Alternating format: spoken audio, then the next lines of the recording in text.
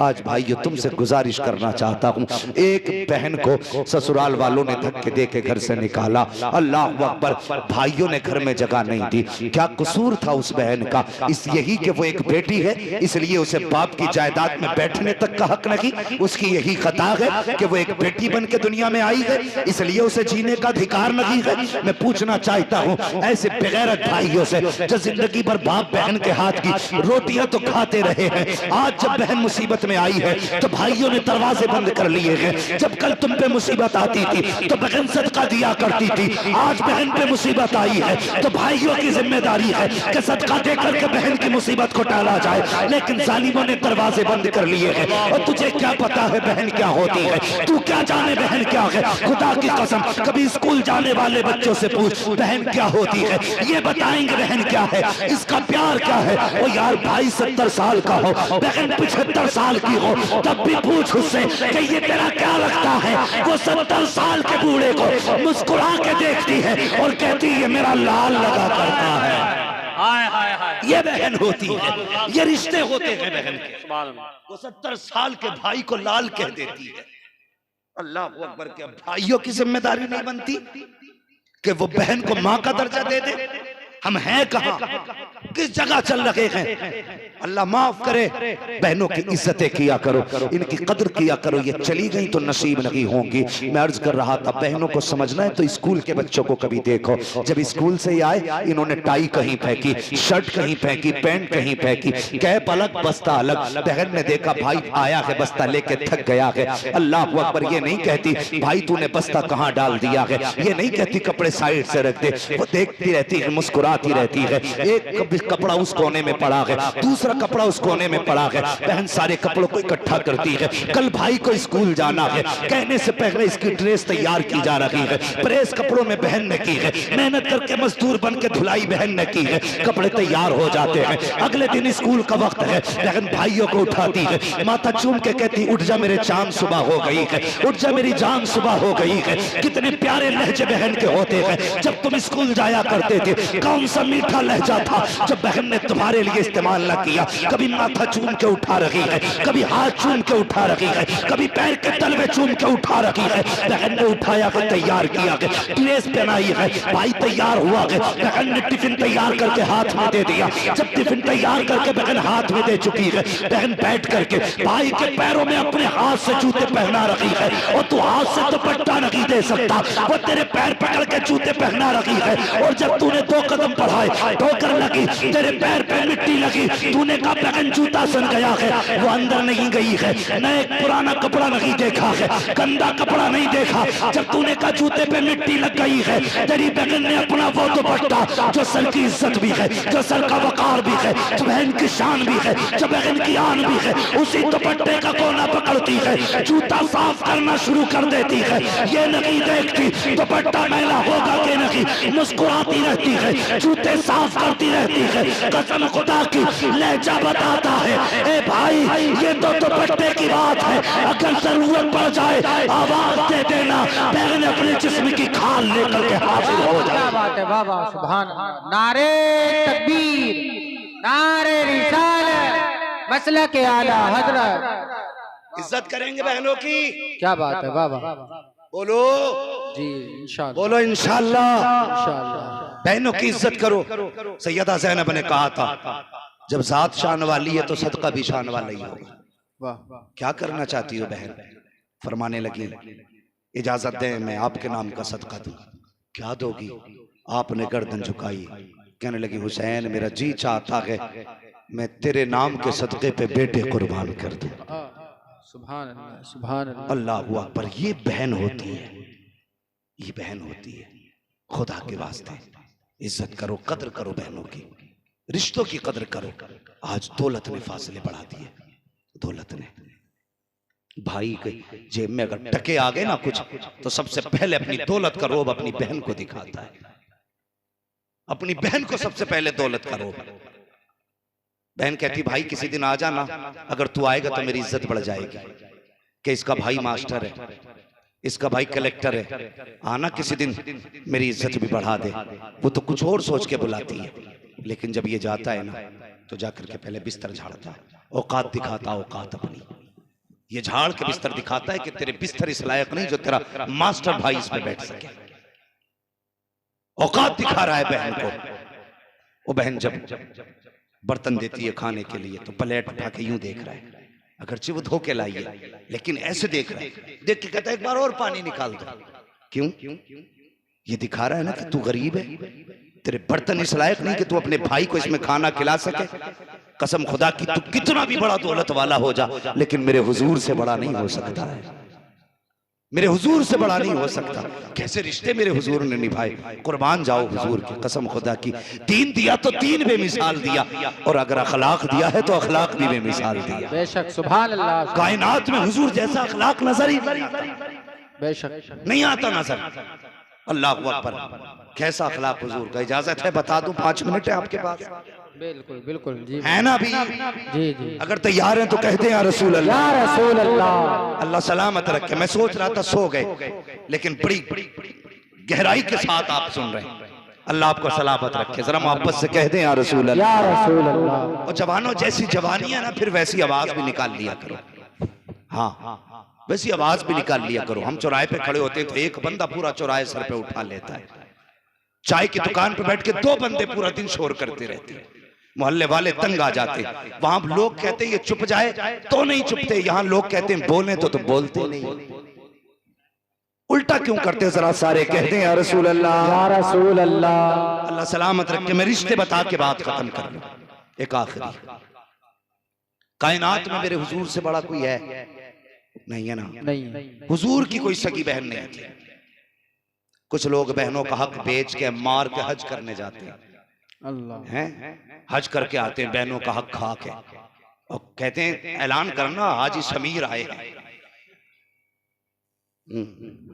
ये भी तो एक बार कहते हैं कि हक खोर समीर आया है। बेटी का हक खा के हज करके आया था मैं, बताना एक बार। ये बताते हुए कलेजा पानी होता, हाजी समीर आए हैं, हाजी बशीर आए, कब्र में आ बेटे, पता चलेगा कहां से आया है। हाँ, किसी का हक न खाया करो। मेरे हुजूर की कोई सगी बहन थी? बोले नहीं ना। हुजूर की सगी बहन कोई नहीं थी, ना कोई सगा भाई था। क्यों नहीं था? मुफस्सिरीन फरमाते हैं अगर भाई या बहन होते तो वो हुजूर को भाई कहता। सगा भाई भी हुजूर को भाई कहे, ये खुदा की गैरत को गवारा नहीं है। हाँ, अब सुने, हुजूर की कोई सगी बहन? बोले, चैनल वाले भी सुन रहे हैं ना? हुजूर की सगी बहन नहीं थी। एक सौतेली बहन थी, लेकिन हजरत उम्मे हानी चचाजाद बहन थी, चचेरी बहन जिसे हम लोग बोलते हैं। हजरत उम्मे हानी, सबको मालूम है ना इनका नाम, क्योंकि इनका नाम मेराज के साथ जुड़ा है, इसलिए हजरत उम्मे हानी का सबको नाम मालूम है। कौन उम्मे हानी है?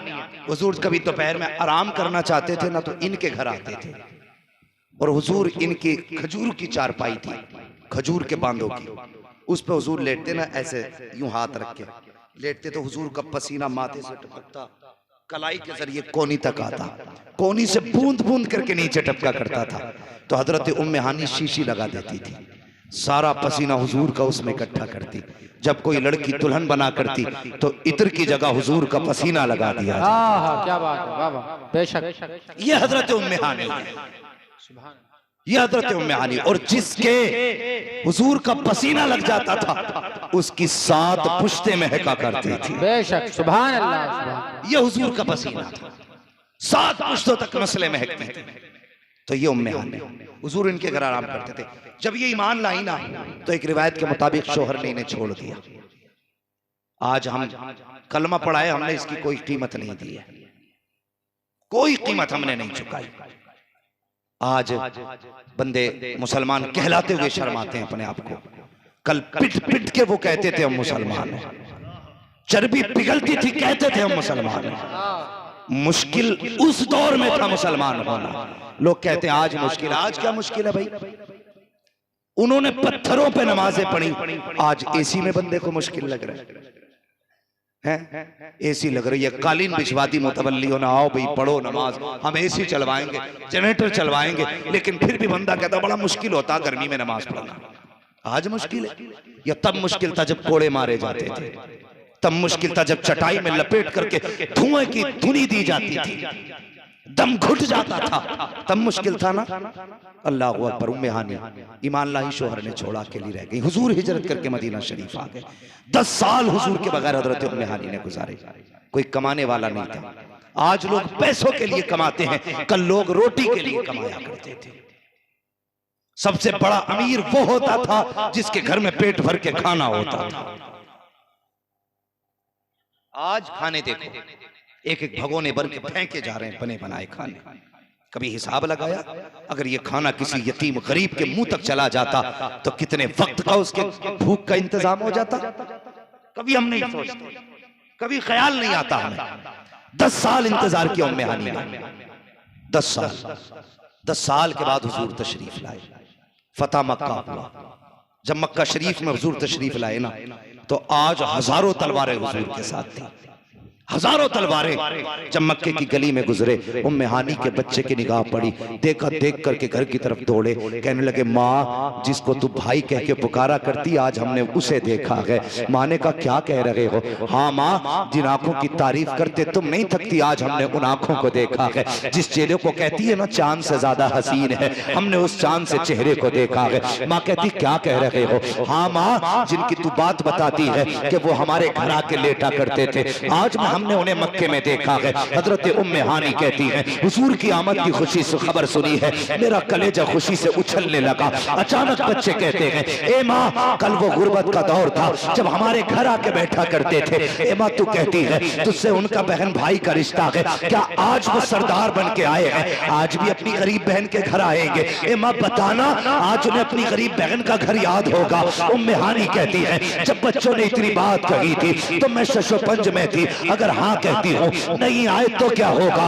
ना कह देती हूँ, आ गए तो क्या होगा? कहती मैं सोच ही रही थी कि मेरे मुंह से निकल गया बेटे वो जरूर आएंगे, कभी इतनी बात कही थी। थोड़ी देर गुजरी है कि दरवाजे पे दस्तक होती है। मैंने कहा मंदक्कल बाप, दरवाजा किसने बजाया?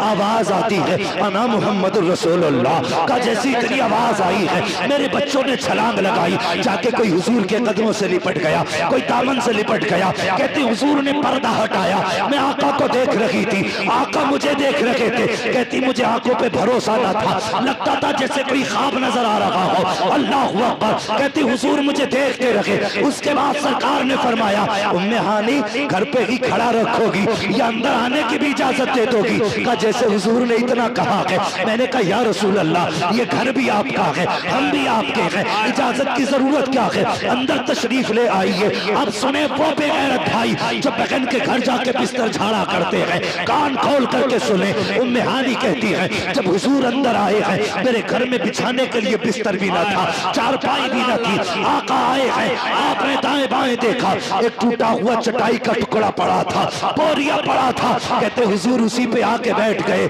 कहती मुझे पैदा करने वाले की कसम, हुजूर ने कर्ज तक नहीं झाड़ी है। आज मक्के के फाते बन के आए हैं, लेकिन बहन के दरवाजे पर आए हैं। तो दरवाजे पे आने के बाद आप बगैर मर्जी की इजाजत के अंदर दाखिल भी नहीं होते हैं, बगैर बिस्तर को झाड़े उसी चटाई पर बैठ जाते हैं। उम्मे हानी कहती है मैं हुजूर के साथ की देखती तो देखती रह गई। उसके बाद आका कहते हैं गुमान तो मेरा ये था सरकार मक्के में आए हैं, बड़े बड़े सरदारों ने इंतजाम किया है, लोग राहों में खड़े थे, किसी अमीर के यहाँ दावत रही होगी, कहीं आका ने खा लिया होगा। लेकिन कहती कुर्बान जाऊं मैं उस लहजे के जब आका ने मुझसे कहा था उम्मे हानी भूख लगी है, कुछ खाना नहीं खिलाओगी?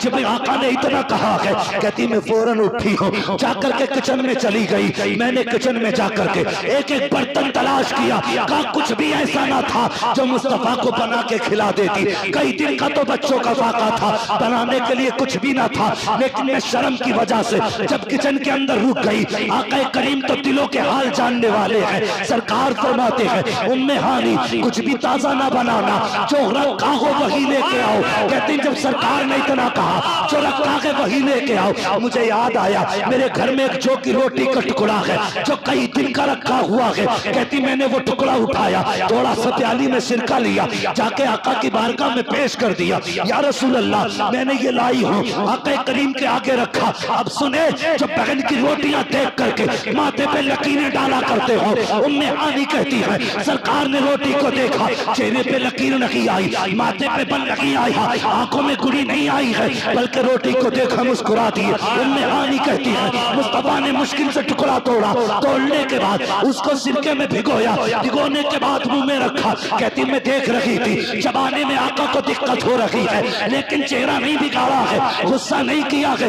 हुजूर चबाते जा रहे हैं, मुस्कुराते जा रहे हैं, चबाते जा रहे हैं, मुस्कुराते जा रहे हैं। उम्मे हानी कहती है आका ने पानी के जरिए बड़ी मुश्किल से वो रोटी का टुकड़ा खाया, और जब खा चुके तो ये नहीं कहा था ये क्या खिलाया है, बल्कि हाथ उठा के कहते हैं या अल्लाह तेरा शुक्र है जो लजीज खाना तूने 10 साल पहले बहन के दस्तरखान पे खिलाया था, वही लजीज खाना आज तूने फिर से खिलाया। नारे तकबीर, नारे रिसालत, उलमाए अहले सुन्नत, मसलके आला हज़रत, नारे तकबीर, नारे रिसालत। बहुत अच्छी, जिंदाबाद जिंदाबाद। ये किरदार मेरे हुजूर ने दिया। हाँ, मुहर्रम शरीफ का महीना निकला, लोगों ने 15 दिन लंगर किए। एक ने मुझे बुलाया फाता के लिए और बड़ी हंस के कहने लगा हुजूर 15 दिन हो गए आपकी दुआओं से भी आग नहीं बुझी है चूल्हे की। जैसे उठ के गया पड़ोसी आ गया, कहा एक बार इसकी माँ से भी तो पूछ लो, ये 15 दिन से लंगर कर रहा है, इसकी माँ इससे राजी है कि नहीं। माँ ने पता क्या बताया, उसने कहा ये जमाने को खाना खिला दे मेरा कलेजा ठंडा नहीं होगा। मैंने कहा ऐसा क्यों, तुम्हें नहीं दिया? कहा खिलाता है मुझे। कहा तुम नाराज क्यों? उसने कहा 5 साल हो गए ये मेरी बेटी को बुला के नहीं लाया है। 15 दिन नहीं, बहनों से मुंह मोड़ के 15 साल भी लंगर करोगे अल्लाह मुंह पे मार देगा। हुसैन कहेंगे मुझे तो ज़ैनब प्यारी थी, तुझे अपनी ज़ैनब कितनी प्यारी थी? मुझे मेरी ज़ैनब प्यारी है, तुझे अपनी ज़ैनब प्यारी क्यों नहीं? इसलिए खुदा के वास्ते लंगर बाद में करें, अपनों को पहले राजी करें। इससे क्या फायदा, तेरे दरवाजे पे कुत्ते तो खा के चले जाए और अपनों को तेरे दरवाजे का एक ताना देखना नसीब ना हो। फरमाया गया भीख देने से भी पहले फरमाया गया पहले अपने घर वालों को देखो, उसके बाद पड़ोसियों को देखो, फिर दूर वाले को देखो। तो पूरे गांव को नोत नोत के थक गया और अपने सगे के दरवाजे पे न जा सका। सगों की कदर करो। अक्सर ऐसा होता शादी ब्याह के बाद जवान बदल जाते, सिर्फ एक ख्याल बदल देता, हम 2 अलग रहेंगे तो 4 रोटियों में काम चल जाएगा। पूरे घर के लिए 18 रोटी बनानी पड़ रही है, लेकिन अंधे तुझे नहीं पता जो तेरे घर में रिस्क आ रहा है ये तेरे 2 के नसीब से नहीं 18 के नसीब से आ रहा है। सुभान अल्लाह, सुभान अल्लाह। एक सहाबी ने शिकायत की थी, या रसूल अल्लाह मैं कमाता हूँ और ये मेरे भाई लोग हैं ये बिल्कुल नहीं कमाते, हुजूर मेरी कमाई उड़ा देते। तो हुजूर ने फरमाया आज के बाद कभी अपने भाई को न टोकना, तू ये नहीं जानता अल्लाह तुझे जो ये दौलत दे रहा है ना तेरे इन्हीं भाइयों के नसीब से दे रहा है। सुभान अल्लाह, सुभान अल्लाह। तो अगर तुम अकेले कमा रहे हो तो कभी ये सोच के कभी हाथ न खींचना कि ये मेरा खा रहे हैं, बल्कि ये सोच के मेहनत करना मेरे तो 2 रोटियों वाला था, अल्लाह मेरे हिस्से में 4 दे देता, 6 दे देता, वो 100 रोटियां क्यों दे रहा है? ये तेरे नसीब से नहीं तेरे घर वालों के नसीब से मिल रही है। कभी ये सोच के माँ बाप से अलग ना हो, क्या अलग होंगे तो बैंक बैलेंस होगा, अगर हो भी गया तो कल पैसा होगा, माँ बाप नहीं होंगे तो ये दौलत किस काम की? रुलाएगी यही दौलत। कल जब तू फॉर्च्यूनर में बैठ के मर्सिडीज में बैठ के चलेगा ना तो उस दिन सोचेगा काश आज कंधे पे बिठाने वाला बाप होता, आज साइकिल पे खींचने वाला बाप होता। अल्लाह की कसम तू पराडों में बैठ करके 36,000 किलोमीटर सफर करा, मजा नहीं आएगा। बाप को 10 मिनट के लिए गाड़ी में बैठा, शहर की 4 गलियां घुमा दे, अल्लाह तुझे जमाने भर के सैर और तफरीह का सुकून घर में अता फरमा दे। क्यों नहीं सोचते हम ऐसा? क्यों गलत सोचते हैं? किसी की भी बेटी आके हमें पढ़ा देती है, क्या है जी मैं पूरे परिवार का काम नहीं कर सकती, मुझे अकेला रहना है, तूने भी दामन झाड़ा, मां से अलग हो गया। खुदा के वास्ते माँ बाप न छोड़ना। कामयाब रहना चाहते हो तो माँ बाप न छोड़ना। दावे के साथ कह रहा हूं, माँ बाप छोड़ दिए, बगदाद क्या है, मदीना शरीफ गुंबद खजरा पे चले जाना। अगर माँ बाप छोड़ रखे तो हुजूर भी कुछ नहीं देंगे, ये याद रखना, हुजूर भी कुछ नहीं देंगे। अगर चाहते हो घर बैठे बैठे सब कुछ मिलता रहे, माँ बाप को राजी रखना, माँ बाप को राजी रखना। बीवी आए, दो बातों में उससे बात खत्म कर लो। देख, कल तक ये सिर्फ मेरे माँ बाप थे, आज से तेरे भी माँ बाप है, तेरे भी माँ बाप है। मुझसे लड़ लेना, लेकिन मेरे माँ बाप को शिकायत का मौका न देना। और माँ बाप को भी बैठा के कहना, अब्बा कल तक तुम्हारे घर में 3 बेटी थी, एक चौथी बेटी और आ गई है। जैसे तुम अपनी बेटियों की गलती देख के पर्दा डालते थे, आज के बाद अगर चौथी बेटी से गलती हो जाए तो इस पे भी पर्दा डाल देना। इसकी गलती का तमाशा ना बनाना, इसकी कमी पे ये मत कहना तेरे बाप ने क्या सिखा के भेजा है, इसे भी बेटी समझ के माफ कर देना। दोनों को ये सबक पढ़ाना है। और न माँ के कहने में आके बीवी पे जुल्म करना है, न बीवी के कहने में आके माँ पे जुल्म करना है। दोनों से ऐसे बात करनी है कि दोनों राजी रहे, दोनों के बीच की दीवार न बनना। अगर बन सको तो दोनों के बीच का पुल बन जाना, पुल बनना, दीवार न बनना। वरना घर टूटते हैं तो फिर जुड़ा नहीं करते, घरों की रौनकें चली जाती हैं। घर वही होते हैं जिसमें दीवारें नहीं होती। जब दीवारें खिंच जाती हैं तो फिर घर घर नहीं रहते, वो फिर घरुए बन जाते हैं। समझ गए मेरी बात? और जिंदगी के किसी भी मोड़ पे अगर जरूरत पड़े, हुजूर का किरदार देखना, अपने नबी की जिंदगी देखना। हुजूर ने माँ की गोद से लेकर कब्र तक किसी रख दी है, किसी गोशे में हमें हुजूर ने भूखा प्यासा नहीं रखा है। डॉक्टर इकबाल ने कहा था, तेरे दामन में है किस लालो जवाहर की कमी, तू किसी और के दामन की तरफ क्यों देखे? तुझे क्या है जो हुजूर ने नहीं दिया? तुझे जब सोने का तरीका हुजूर ने दिया गया और मरने तक का हुजूर ने तुम्हें सलीका दिया, तो फिर कमी क्या रह गई?